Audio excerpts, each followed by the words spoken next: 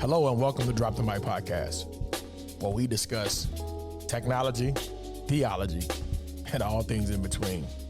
I want to personally thank you for joining us today. Now sit back, relax, share this, engage with the podcast that's already in progress. God bless you.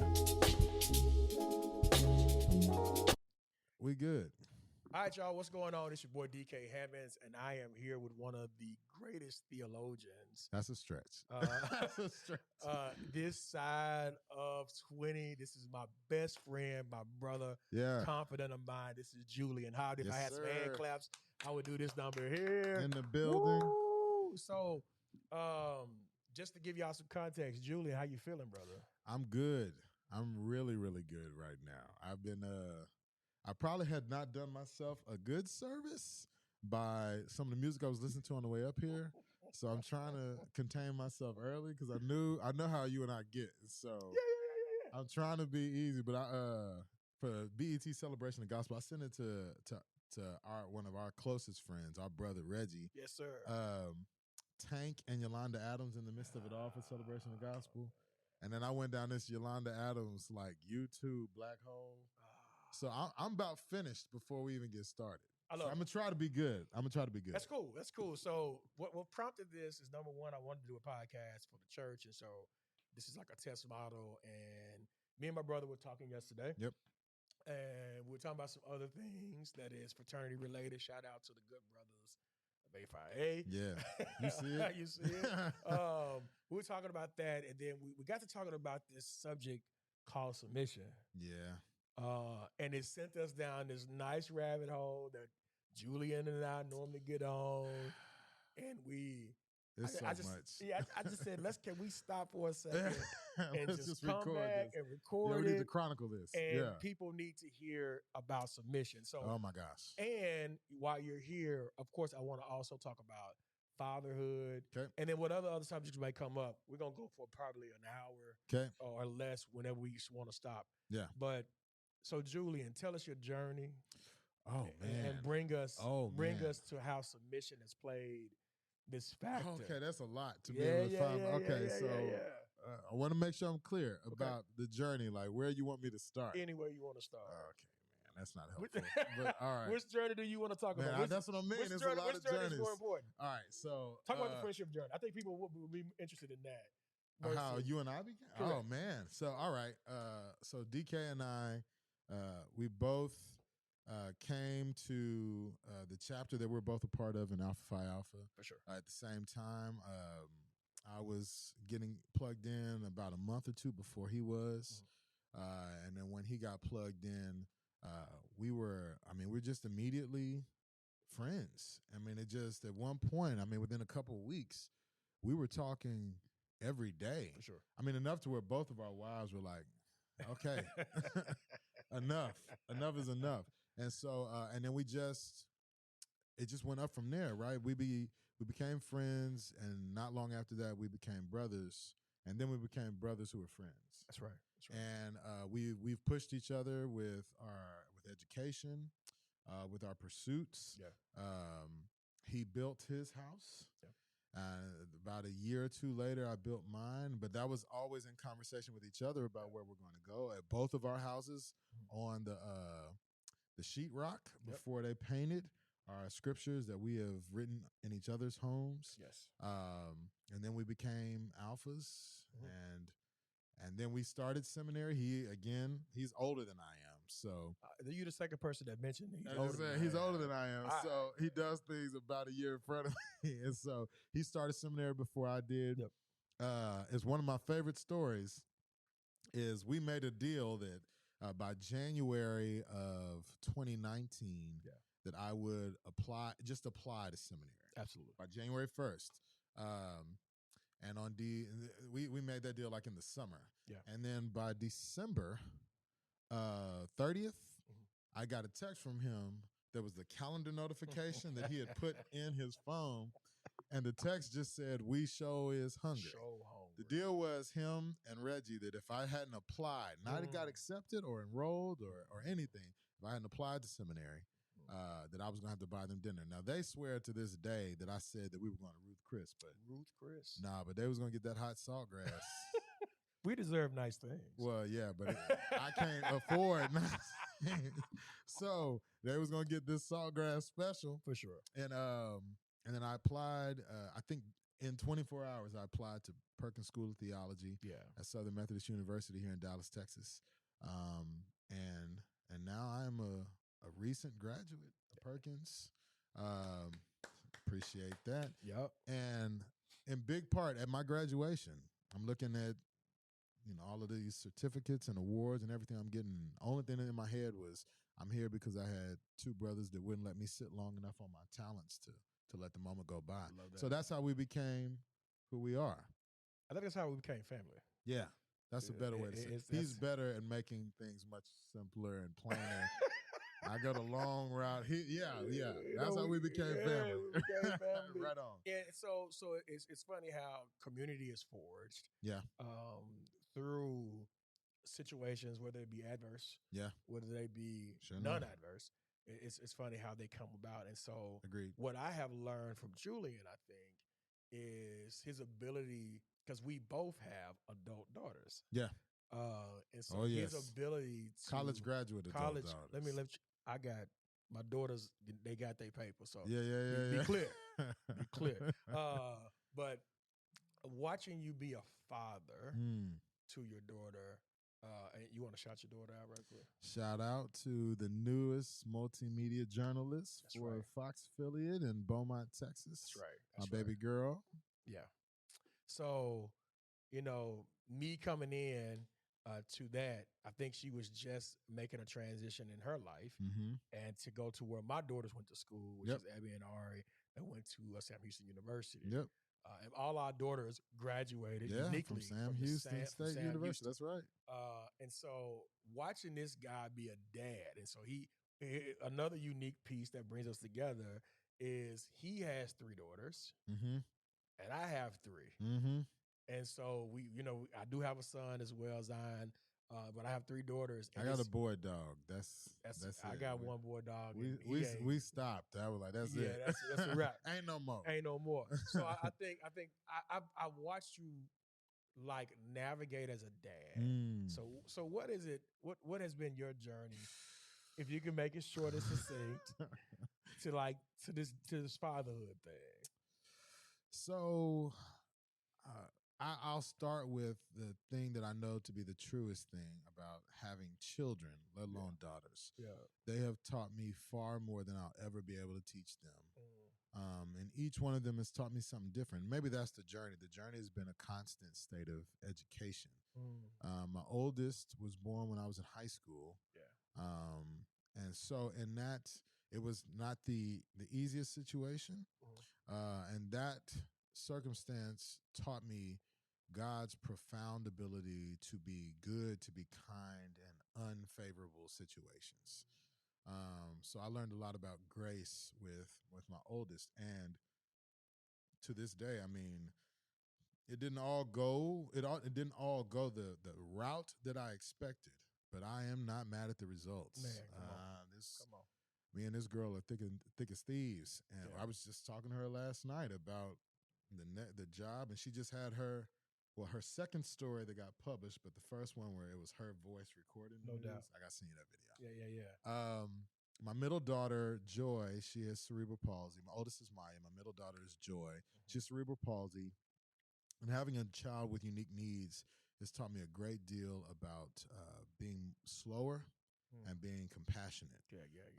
I'm much more, I think, compassionate than I was without that experience. And there's something about having to see the world through somebody else's eyes that gives you another perspective on the world. Yeah. And literally, because of the way she sits in her wheelchair, she's lower than everyone else. So literally, I'm having to get to her level to help with some things. And seeing the world through her eyes has made me a different human. It's made me more conscious and aware of those who are least and left out.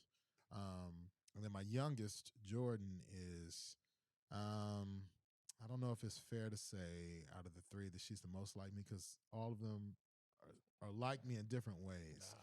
But Jordan she got a lot of it honest. And she has taught me, because of just her silliness and playfulness, she's taught me not to take myself too seriously. No doubt.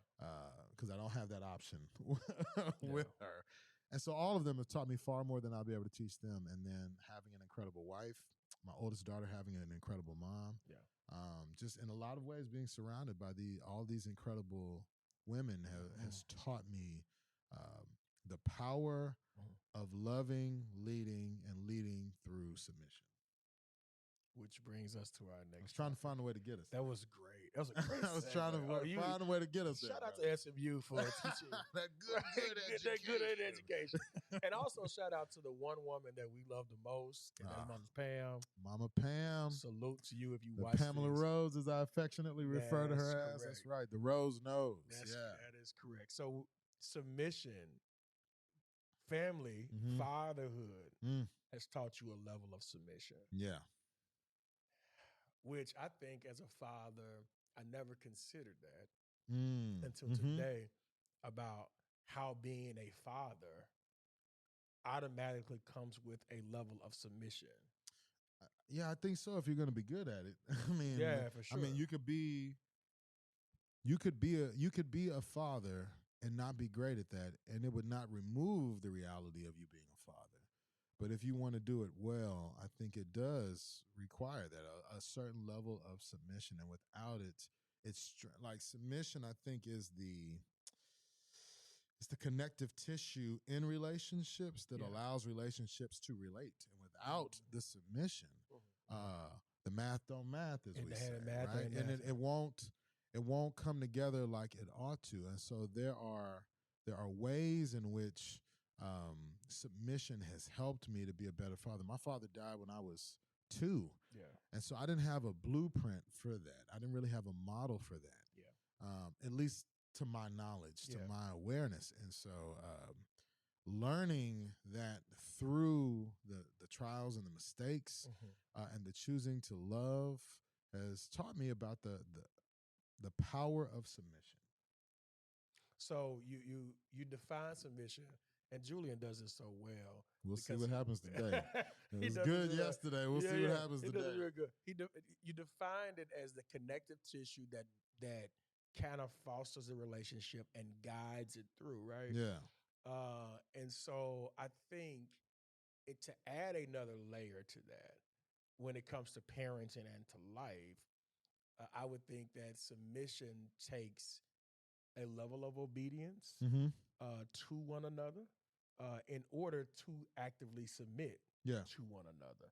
And I'm not talking about this obedience that requires or that is something derogatory. Yeah. I'm talking about obedience rooted in a very healthy, very good place that is not trying to be controlled by outside forces. Yeah. So I see that on top of that layer. So it kind of brings us like right in that thing that we were talking about yesterday. I have a lot of thoughts already. Come on. I'm gonna try. Don't take for yourself. Just go on leash. I'm trying to make sure that I get us down the path. Here's what I actually believe. Cool, man. Everyone is submitted to something. And that's coming from what you were just saying about obedience. Yeah. All of us are submitted to something. It is the thing to which we are submitted that will guide and direct and shape the way we live our lives. Absolutely. Right? So if the greatest power for you is you, and you are a law unto yourself, then you will only be as successful as you are brilliant. So if you're not, you will only reach the heights of your own genius or stupidity, whatever that is, right? And so if you are just submitted to you, then it's no wonder that things are going wrong, right? So for us, part of what we're talking about, right, this is Ephesians 5. Yes. And that husbands and wives submit yourselves one to another. Yeah. Wives submitting to husbands submitting to Christ and all of that, right? So like in our submission, and from my perspective, my relationship with God shapes every other relationship I have, right? Yeah. I am submitted, at least I am endeavoring daily on a minute by minute basis to submit to God, to come under and to follow and to be led by the Spirit's leading. And what I mean by that is specifically about my relationship with God shapes all my other relationships. Is I'm looking to that relationship to give me direction and kind of marching orders for everything else. Of course. With my wife, I am thinking about in my relationship with my wife, husbands, love your wives like Christ loved the church and gave for her, right? So any kind of movement that I have toward my wife isn't about dominance. It isn't about flexing. It is about doing what Jesus did, right? And what Jesus did is he washed feet. Come on.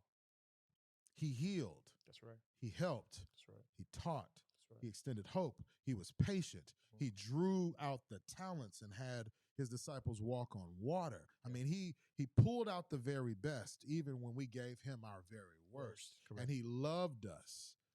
And he loved us to death. Yes. And so in my relationship with my wife, I'm thinking, love your wife the way Jesus loved you. Well, that's not a call to dominance for me, right? And I'm thinking about fathers, don't provoke your children. I'm thinking about there is no greater love than for a man to lay down his life for a friend. I'm thinking, pray for those that would persecute you and would willfully, despitefully use you. Pray for your enemies. Love your enemies. So the thing to which we are submitted is the thing that will direct our lives. We are all a servant of something. But the thing we serve is the thing that gives us the orders for how we will live out of all of our next steps. Okay. Now you're messing with me. Yeah, I am a little bit. Okay. We had a whole thing about submission and power and our so I want to get to that because you did mention dominance. Yeah. And some of us have been on the other side of what I would like to call the dominance piece, and how that dominance normally is fostered is through manipulation and distortion. That leads to control. Right. And that control leads to a certain level, it almost comes across as cultish, leads to a certain level of dominance and control over said individual. Now, the other side of that same spectrum, when we are discussing submission, as the book writer would call, clear as kind. Submission is equally both of those things. Yeah. It's not necessarily a distortion or a control or trying to move you to one place to the next. That's not what that is. Right. And so I think many of us, especially myself included, have been on the other side of submission.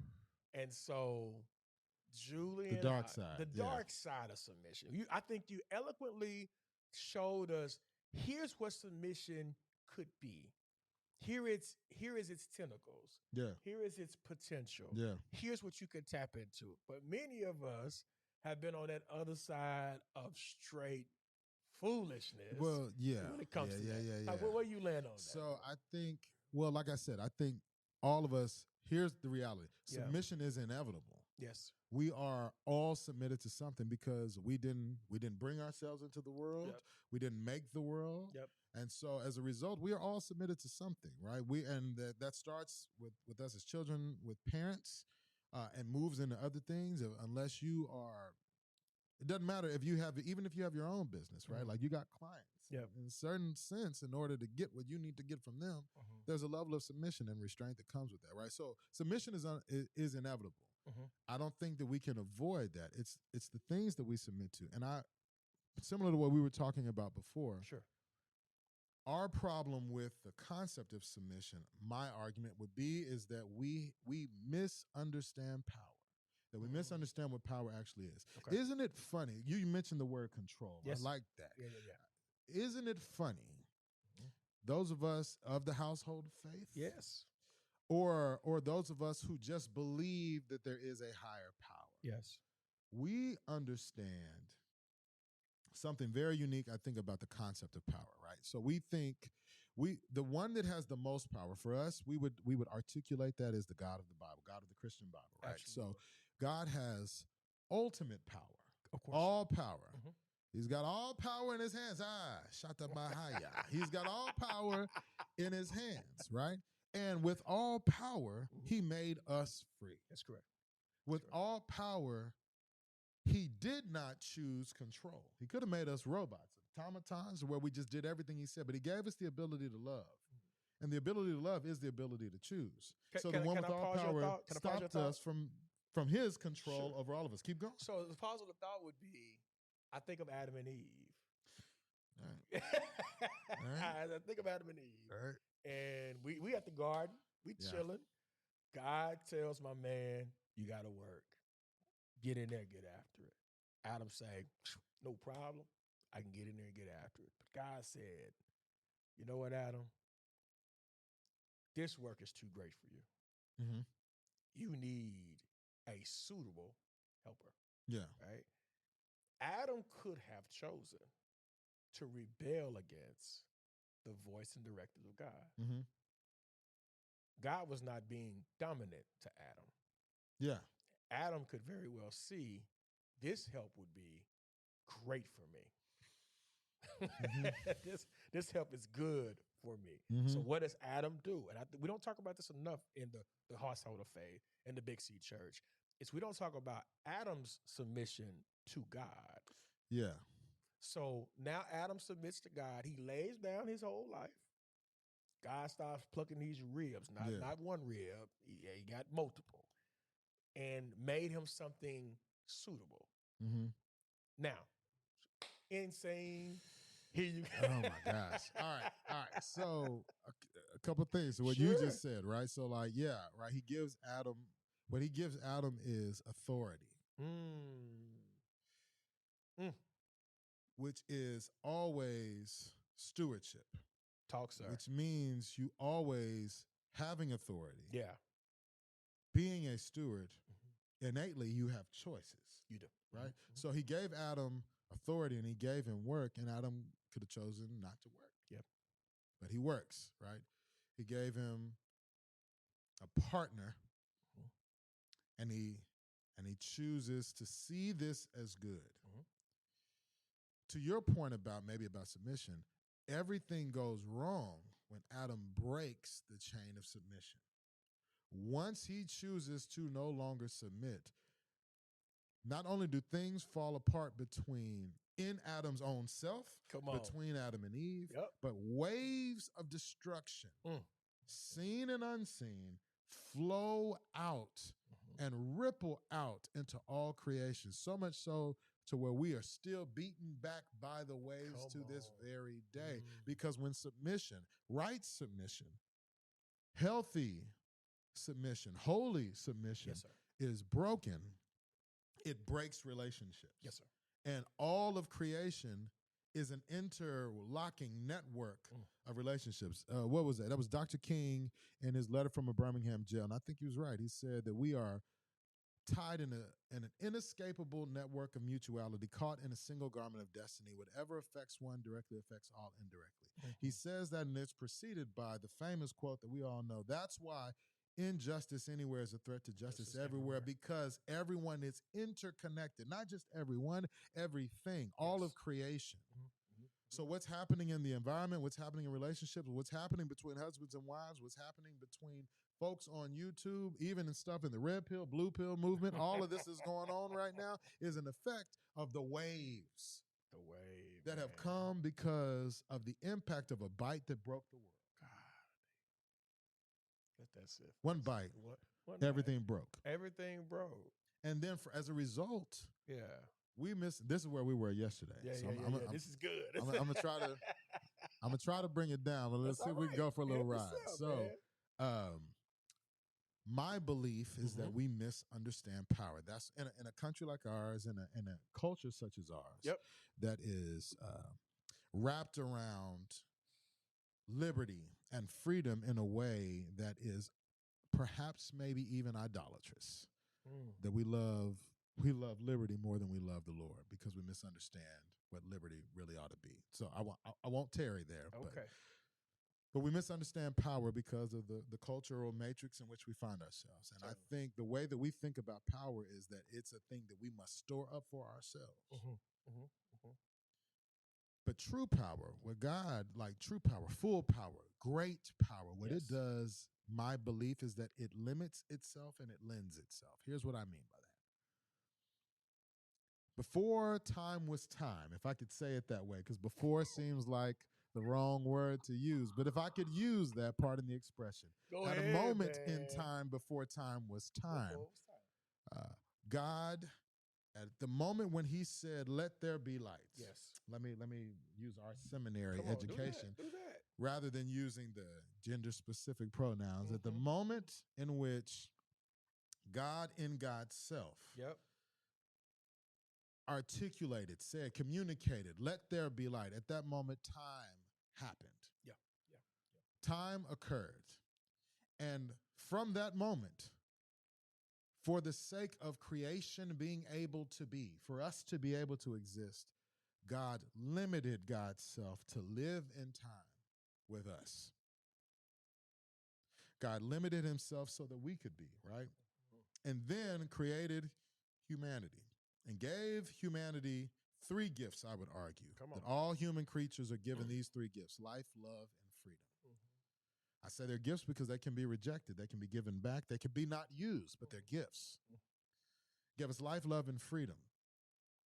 And out of that life, love, and freedom, obviously we have choice, right? And so God in God's power lended God's power to us, gave us the ability to act, to do, to think, to be free moral creatures, right? God made us in God's own image. We reflect God. We have mind, will, emotions. God made us and lended his power after having already limited himself for us to exist. And in the strange way, we would think, in order for me to have more power, I've got to store it up and stack it up and stock it up. But God lended his power, and in lending his power grew his power. Because in lending his power, his witness, his reflection, his image moved out into the world. And so his power grew as it filled us. And so the true way to power is if you want to gain power, you got to give it away. The best way to lose it is trying to hold on to it. And it wasn't yours. At best, we're renting. We're stewards. We're not owners. Except that in Christ, we have been given ownership of this same power. So the same power that raised Christ from the dead is the same power that belongs to us. But it only operates the same way that it worked in Christ, through submission. So you want to be powerful? Submit. You want to gain power? Give it up. The gaining of power comes through to the distribution of it. See what I'm doing here? All right. You playing. So what happens is, and we're talking about that type of environment that sees power as this central figure. That person or entity does not want to distribute. They want to hoard, right? Which in that model kind of controls how submission is experienced and given, right? So when it comes to that level of distribution, one would argue or suggest that Christ, according to Philippians, I believe. Come on. Emptied himself. Yeah, that's right. Right? So that we may have something greater. Right? Submitted himself to the point of death. Yes, that's right. The point of death. So what is happening with submission is lack of emptying, which prevents distribution. And lack of distribution leads to what? Yeah, that leads to log jams. Okay. You want your power to get jammed up, try to hold on to it because it's meant to move. It's meant to flow. It's alive. It's meant to move. It's meant to go. Breast to breast, heart to heart thing. So let me go back to my Baptist roots here. Please, all right, help yourself, man. So I believe that right now the church where I'm serving, we're going to spend 13 weeks. Please talk about the church you serve. So I'm a pastor, the lead pastor for the Saturday night service at First Methodist Mansfield in Mansfield, Texas. Yes. Shout out to Tarrant County. Salute. And so we are right now in season 2. We moved from sermon series to sermon seasons. I'll say more about that another time. We're in season 2 of Real Christianity. And what we are doing, these are based upon the 44 standard sermons of John Wesley. The first season was on becoming a Christian. The second season is on being a Christian. The third season will be on remaining a Christian. Season 2 right now, becoming a Christian. We are focused.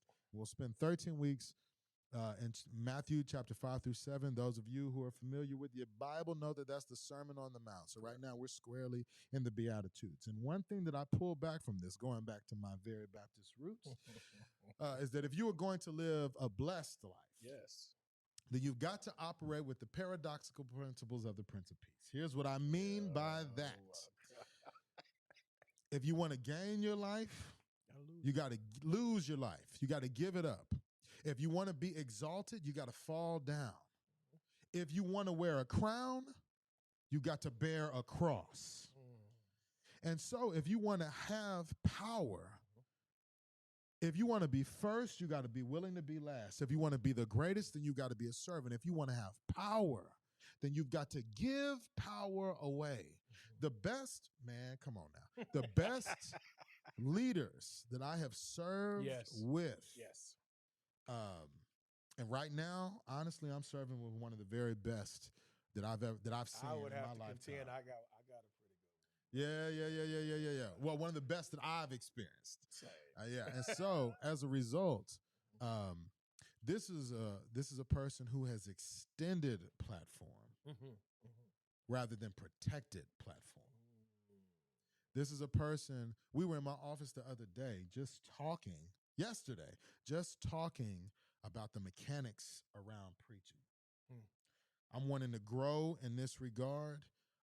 And without me asking him, he didn't call me to his office. He came to mine. He didn't sit at my desk. He sat at the chairs in front of my desk.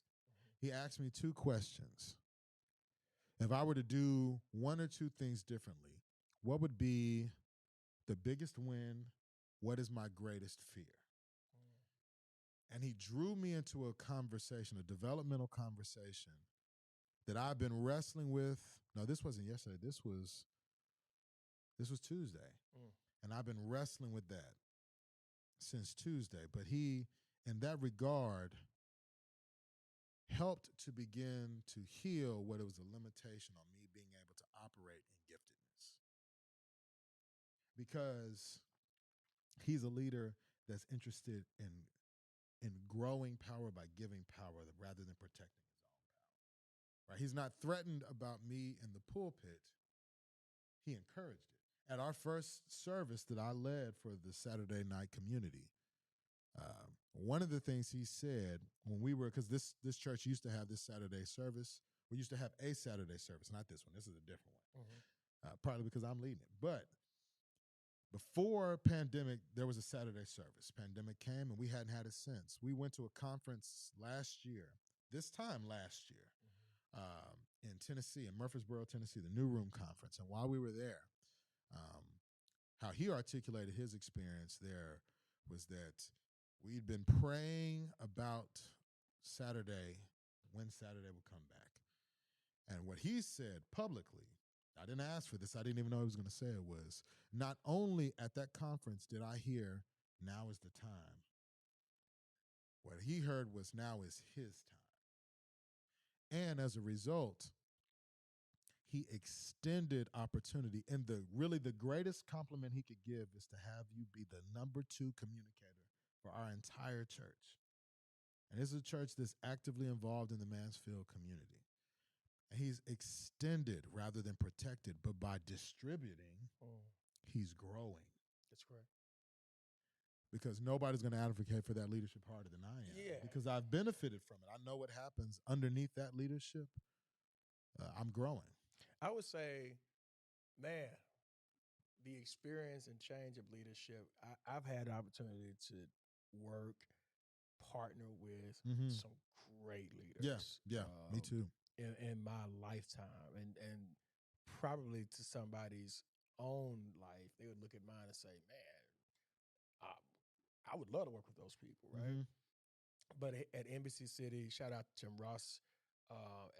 That's the person who is a leader, and I've learned from him quite differently than I've learned from other leaders. And what I have learned is the act of submission through love, right? And so watching it on display, and then equally watching how submission is not puffed up and prideful. It is allowing others to then walk in their natural calling without me being like jaded, hating on the other side. I'm going to pause you right there and I want you to pick back up. Go ahead. Pastor theologian John Stott, in his commentary on Ephesians, of course, says that submission is love's response to love. When it is, see, this is why you got to be careful where you submit, where you place your submission, right? Because some places, I would simply define love as seeking the highest good in the other. That's correct. And when you have been loved well, you will love well. Correct. And when you experience love, this is the reason why we submit to God, because we love God because God first loved us. And out of that love, He loved us well. And he loved us well. Yes. Well, and I would say that there's only one way to love. Come on, man. You can't love badly. Whatever you're doing, it's not love at that point. Come on, man. But love by its nature, because it is patient. It is kind. It does not boast in itself. It does not seek after itself. It doesn't keep score. The only way to love is to do it well. If you're loving badly, you're just not loving. That's all that is. You might be infatuated. You might be in a lituation or a situation, but you ain't loving. So if you're going to love, it can only be done well. So when you have been loved and loved well, you will love well. And so you can submit. Husbands, if you wrestling with this and you not seeing the submission you would like to see in your home, the fact that you're looking for it is part of the problem. That's one. Sir. Number two, check your love of your wife. Check your love. Mothers and fathers, if you're like these kids, check your love. Rather than, are you seeking the highest good, or are you just seeking your own way? Are you interested? Now, I'm not criticizing, but I'm saying if it's not going if the math ain't mathing, then something's wrong in the calculation. Something is wrong. So you got to fix the variables if you want to fix the outcomes. So if you have this submission as love's response to love. That's right. If we are seeking the highest good for the other, when we experience someone who is seeking after our highest good, well, we know it, right? I got no problem submitting, because love is a product of trust. And when I can trust you, maybe said differently, the antithesis of love is not hate, it's fear. It's fear. You cannot love what you are afraid of. That's right. And so if I'm constantly afraid for my future with you, whether that's professionally, personally, romantically, if I'm afraid for my future with you, it's going to be hard to I cannot love you. And if I can't love you, I will not submit. That's right. If I'm afraid of what the end will be, if I'm afraid of the outcome, if I'm afraid what will happen next, if every moment I'm operating in fear, then I cannot operate in love. We know this because perfect love casts out all fear, which means perfect fear casts out all love. The two cannot coexist in the same place. And so if I'm afraid, I will not love. And if I do not love, I will not submit, because submission is love's response to love. Pick up. And I can't pick up. And maybe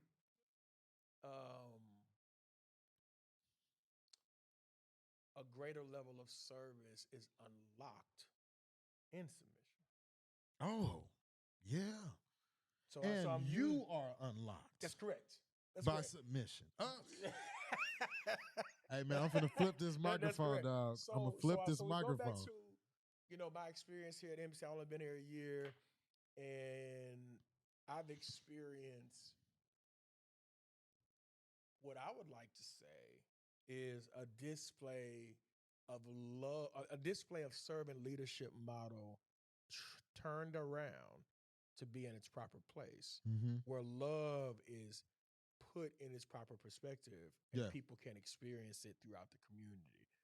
And so as a leader, I came in kind of like closed off, didn't know what I was coming from. That's because you were healing. I was healing, correct. I was coming from a situation, and not my situation wasn't bad or terrible. Yeah. I was coming from something different, and I had to say, wait. I may have some stuff here, some things here that I didn't deal with prior to. I got some repair. This is confronting me. Yeah. And what confronted me most is, or made me revisit the topic of submission. Because for years, I was just like, hey, man, I'm cool on that. I'm going to do what you ask, but this radical level of submission, I ain't with none of that. That's just me personally. Yeah, because it's a risk. That's correct. When you're hurting. That's correct. When you have been broken by a moment, submission, love, all of it, following, all of it is a risk. High risk. Right? High risk. And you will not take the risk when you are still in need of repair. Because we've known each other long enough now. We know some of the situations that we've been in and been through, right? We've talked through a lot of these things, right? And I remember before I got to the church that I'm at now, where I was at was the office that that resourced all of the United Methodist churches in the Central Texas area, about 290 some odd churches, and I was in the communications team. And when I got there, it had been after I'd been in a difficult place. Yeah. And with one employer where I'd been released from a job prior to that, and I came to the job for like 6 months, just afraid that I was going to get fired. And so I did everything safe. I did everything. I was not me. Yeah. And that doesn't mean that I was reckless when I got comfortable. Yeah. But I wasn't able to do or try or go after anything. I just did what was the bare minimum. I did what I was asked to do. I didn't inquire. I wasn't entrepreneurial. I wasn't doing anything. I wasn't building. I was maintaining. Yeah. Because it was a risk. Because if I go too far, I might lose something. And I need this right now. Yeah. And because I need it, and I've now related to this in a codependent way, I can't operate with it in a healthy way. But that's why submission is love's response to love. When you've been loved and you can experience the love, then you unlock. And I'm where I'm at now because my boss, shout out Vance Morton. Yep. I was at the time the best supervisor I had in my entire professional career. Correct. And Vance gave me the one thing that I needed more than anything else at the time: security. He helped to heal the insecurity that I had from the losses that I had sustained. And as a result, I began to crawl back to the person that was who I actually am. But you can't risk when you are in need of repair. You can't risk. But without risk, there is no reward. There is none. For those of y'all who are just watching or just coming through, this is my best friend, Julian Hobdy. Shout out to the other Hobdy and all the other Hobdies. I can't celebrate a Trey without celebrating my Trey, Terrence Hobdy, Salute King. But we're just talking about submission, fatherhood, and how we repair now, how we move forward to the place where we can equally operate in the space of submission without being controlled, so that, as you mentioned, we can be unlocked. So explain to us what it feels like to be submitted and unlocked. So, yes, sir. Before I say that, okay, let me go back to one thing you said, because we keyed in on this. Yes.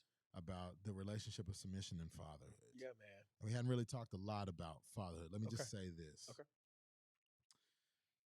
As fathers,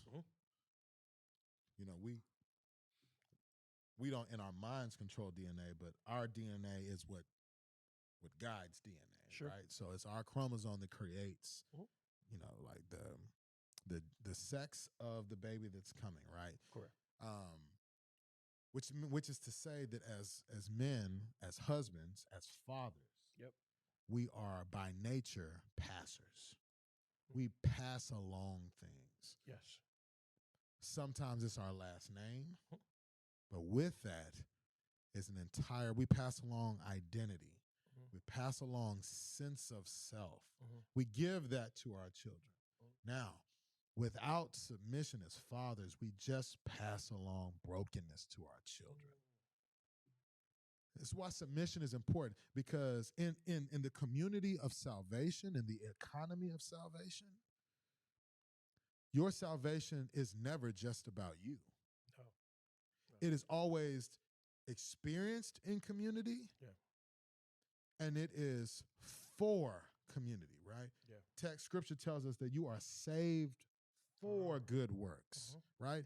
Otherwise, when we came in a relationship with Christ, we'd get Enoch. We'd just go up. Go up.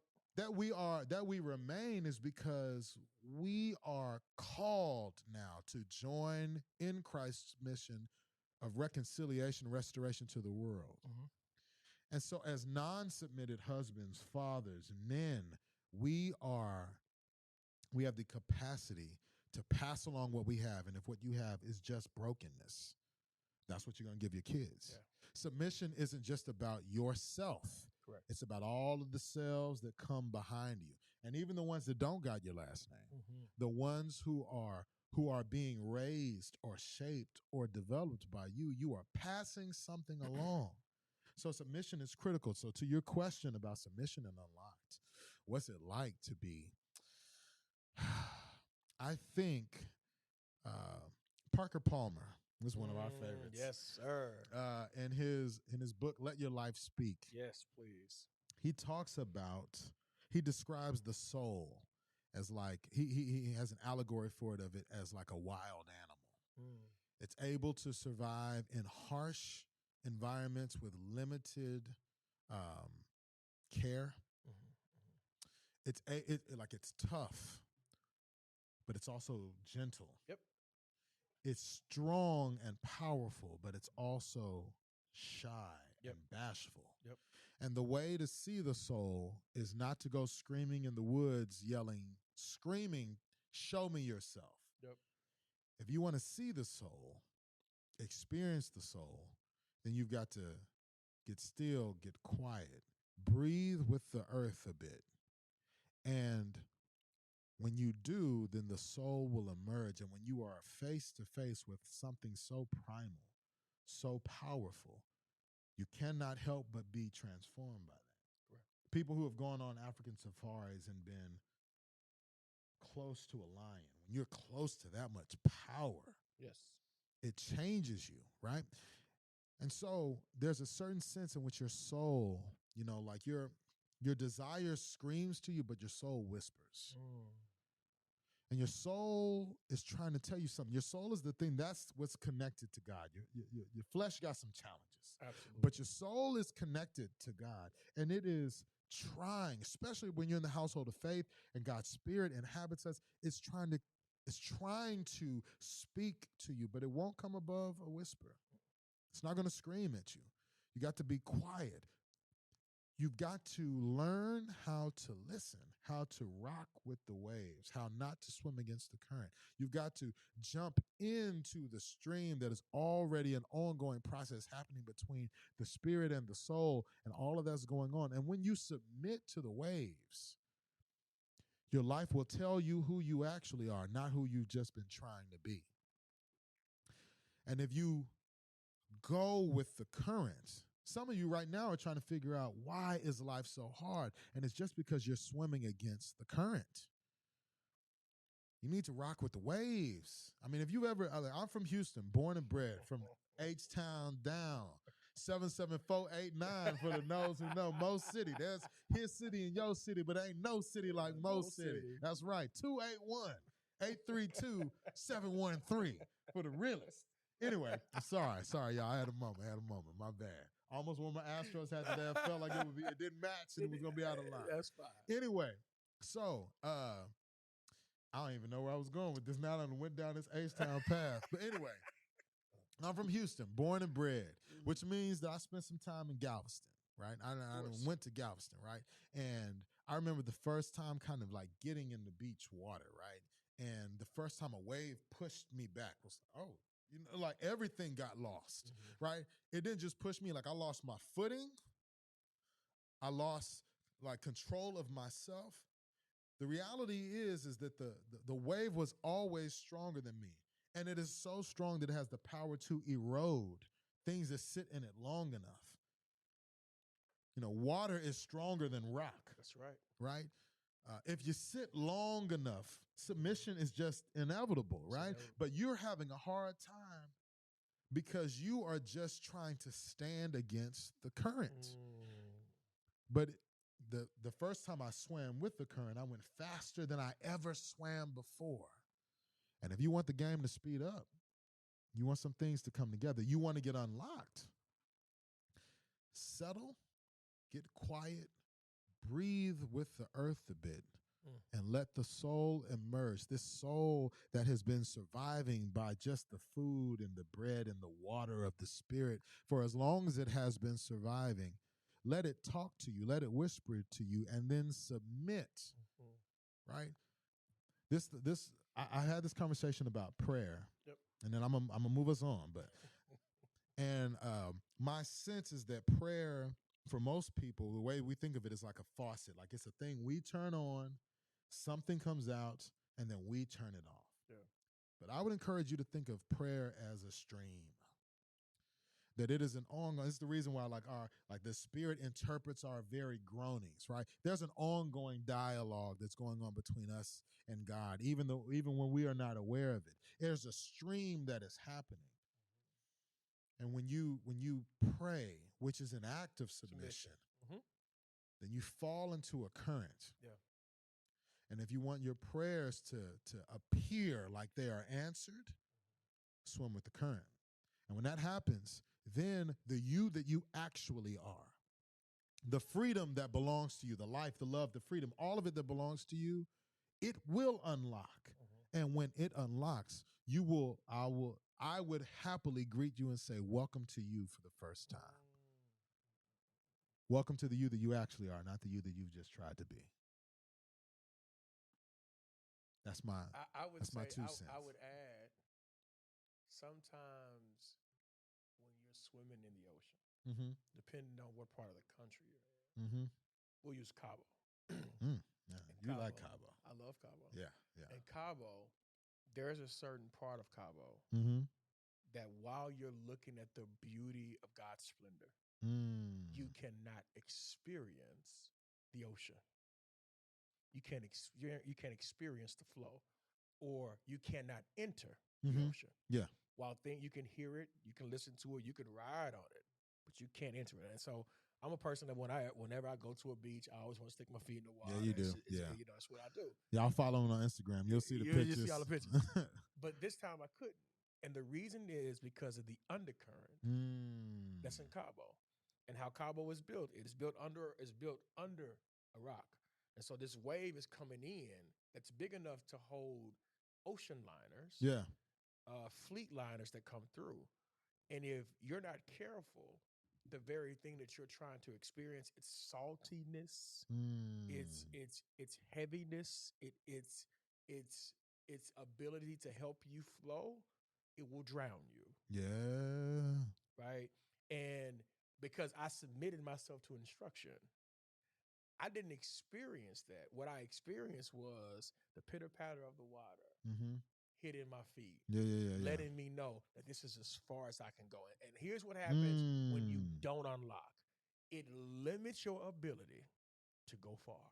It limits your ability to go far. So we have to, in the body of Christ, Big C Church, Little C Church, have to find a place where we are comfortable, where we understand what submission is.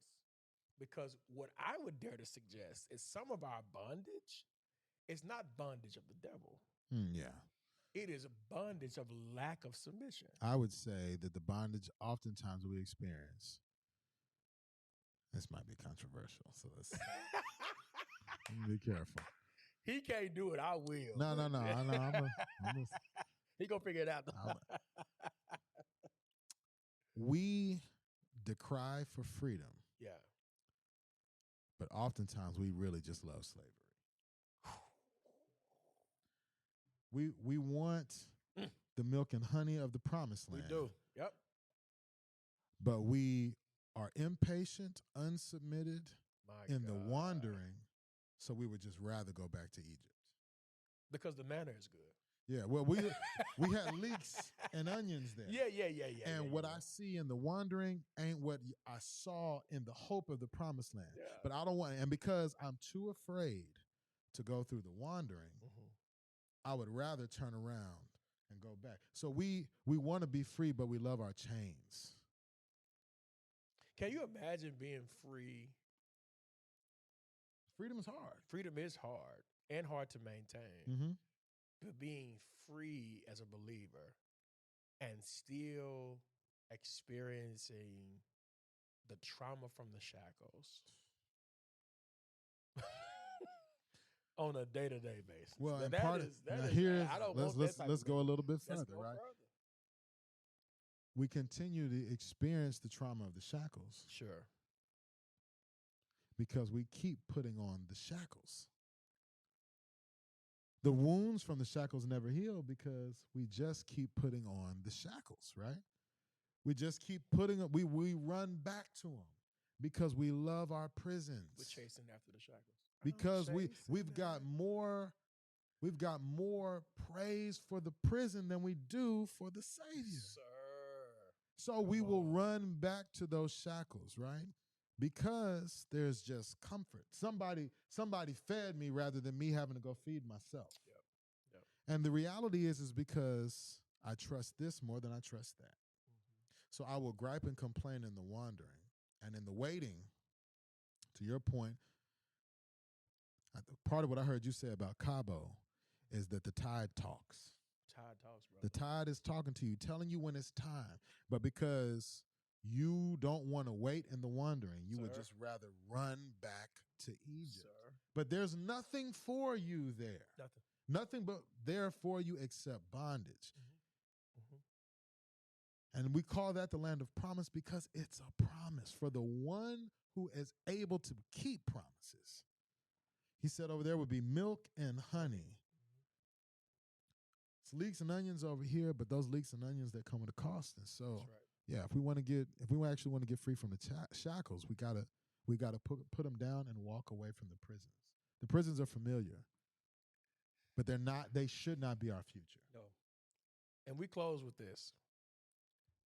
Submission isn't a terrible thing. No.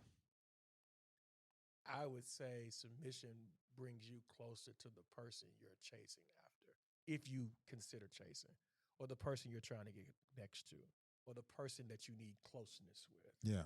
That's what submission has done. And what I have learned is submission, to your point, is not an act of defiance. Mm-hmm. It is an act of redistribution of power as a conduit from a husband to a pastor, to a thought leader, to a theologian. My job is to take the very things that make me powerful and make other people as powerful as me. And that then helps me unlock people, unlock community, unlock the world to experience a Savior that we're talking about. And I would say, in closing, is that, we live in a time and a culture where everybody is focused on like chasing the bag, like getting the bag. But that's because we equate the bag with life. We think if I get the bag, like everybody's got, a mom or an aunt or an uncle or a cousin that was just, the game that what would happen if they won the lottery, right? Because if I just get this, it will equal this, right? But that urban street philosopher told us that when you got more money, you got more problems. Now, I ain't saying there's anything wrong with wealth. There's nothing wrong with wealth. But money is not life. If you want to truly live, submit. That's all we got, y'all. Peace. Peace.